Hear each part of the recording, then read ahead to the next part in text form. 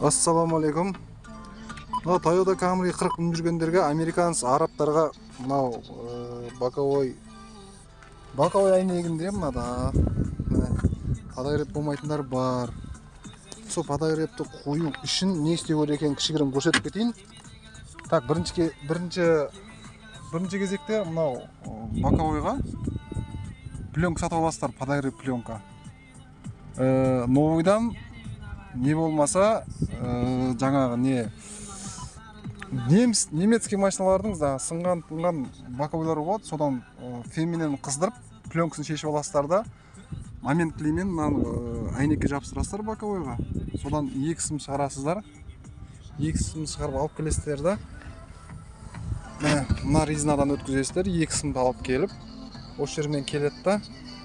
Мына мынау плюсовой сым, минусовой сымды осы жерге бере саласыздар. Екі сым келсе, екі сымның біреуі минусовойда осы жерде плюста қалады.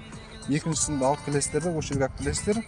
Арғы өтіндегі боковойында алып келесіздер да, сыммен мына екі сым келген менде. Алып келесіздер осы жерге. Сөйтесіздер де осы жерде ең үлкен сым бар міне. Көрінемі, ең қалың сым бар осы жерде міне. Серий сым, мына жерде сұр сым. Бұл сым арттағы әйнекті жылытқыш. Подогрев. Соған әкеп жалғайсыздар. Екі сымды мына жерден жалғағам. Аяқтың астында, шофердің астында. Оны жалғамай бірінші тексеріп аласыздар. Өйткені бұда үлкен вольт жүреді. Мынандай тексеретіндеріңіз болатын болса, ток тексеретін. Соединенияны мына жеріне қыстырып қоясыздар, минусовой, плюсовой міне.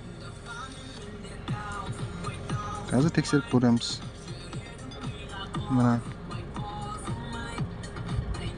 12-де 9, 13 беріп тұр. От алып тұрған кезде машина. Алдымен тексеріп алыңызда, міне плюсовой көрсетіп тұр. Екі сым кеткен. Осыны әкеп жалғайсыздар, мынаның ішінде болады сым. Осы серый сымды тауып аласыздар, мына қалың сымды. Ең үлкен сым бұл. Мына сымдардың ішінде ең үлкен сымға жалғайсыздар әкеп. Тексеріп аласыздар алдымен міне. 12-13 вольт беру керек. Қазір мен мынау қазір істеп тұр, мен қазір өшірем. Мына жақта қазір қосылып тұрмын подогрев. Мына өшірем. Мына өшірдім. Енді мына жақты тексереміз.